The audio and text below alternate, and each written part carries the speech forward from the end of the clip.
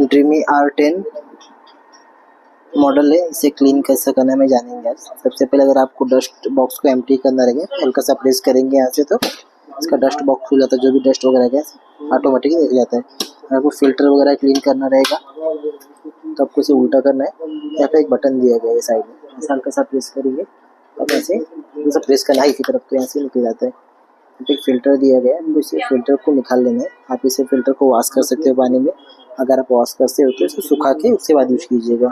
बाकी यहाँ से भी निकालना रहेगा आपको। यहाँ पे एक फिल्टर क्लीन करना तो आप ये फिल्टर को भी क्लीन कर सकते हो, तो आप धो भी सकते हो प्रॉपर, ताकि जो डस्ट मट्टी वगैरह यहाँ पे बैठेगा अंदर की तरफ वो क्लीन हो जाए। आप इसे भी क्लीन कर सकते हो, धो सकते हो, और अंदर की तरफ भी यहाँ पर भी आप क्लीन कर सकते हो तो चाहिए रहेगा तो। और अगर मशीन की तरफ आते हो तो यहाँ पर आपको एक फिल्टर यहाँ भी मिलेगा, आपको जो राउंड घूम रहा है फिल्टर है, आपको यहाँ से हल्का सा ऊपर उठाना है, यहाँ से निकल जाता है। तो आप इसे भी पानी से वॉश कर सकते हो, वॉश करके धो के सुखाने के बाद यूज कर सकते हो। आप वापस इंस्टॉल करने के लिए हल्का सा रख के प्रेस करना है आपको, ये लॉक हो गया। यहाँ पे क्लिक का हो जाता है, लॉक हो जाता है यहाँ से। और अगर इसे सेटअप करना रहेगा तो उसे फर्स्ट आपको डाल देना है यहाँ पे, लॉक करना है आपको, बाद में से भी प्रेस करें तो लॉक हो जाएगा। यहाँ से फिल्टर को हल्का सा रख के प्रेस करेंगे तो फिल्टर भी यहाँ से लॉक हो जाएगा।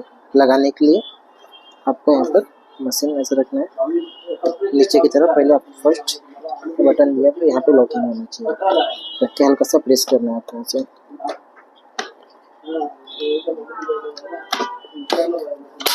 लॉक हो गया। निकालने के लिए बटन को प्रेस करके ऐसा करेंगे मिल जाता है।